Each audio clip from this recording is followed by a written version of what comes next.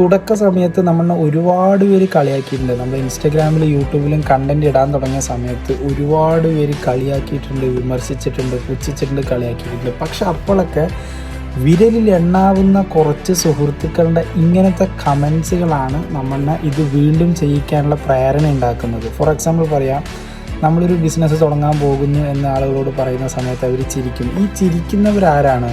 നമ്മളുടെ കൂടെ തന്നെ ഇരിക്കുന്ന, ഒരു പണിക്കും പോകാണ്ട് അല്ലെങ്കിൽ അങ്ങനത്തെ വലിയ വലിയ ചിന്തകളൊന്നും ആഗ്രഹിക്കാത്ത ആളുകളെ നമ്മളെ നോക്കി ചിരിക്കാറുള്ളൂ. പക്ഷേ നിങ്ങൾ എപ്പോഴെങ്കിലും ചിന്തിച്ചിട്ടില്ല, ഒരു ബിസിനസ് മാൻ്റെ അടുത്ത് പോയിട്ട് ഞാൻ ഇങ്ങനെ ഒരു ബിസിനസ് തുടങ്ങാൻ ആഗ്രഹിക്കുന്നു എന്ന് പറഞ്ഞു കഴിഞ്ഞാൽ അയാൾ ഒരിക്കലും ചിരിക്കില്ല. ആ ബിസിനസ്സുകാരൻ സംസാരിക്കുക അതിൻ്റെ സാധ്യതകളും അത് എങ്ങനെ ഉയർത്തിക്കൊണ്ടുവരാമെന്നുള്ള ടിപ്സ് ആൻഡ് ട്രിക്സ് ആയിരിക്കും. നിങ്ങളുടെ ഒരു ആഗ്രഹം നിങ്ങൾ സുഹൃത്തുക്കളോട് പങ്കുവയ്ക്കുന്ന സമയത്ത് അവർ ഇതിനെ കളിയാക്കുന്നുണ്ട് എന്നുണ്ടെങ്കിൽ നിങ്ങൾ മനസ്സിലാക്കേണ്ടത് അതല്ല നിങ്ങളുടെ യഥാർത്ഥ കൂട്ടം എന്നുള്ളത്.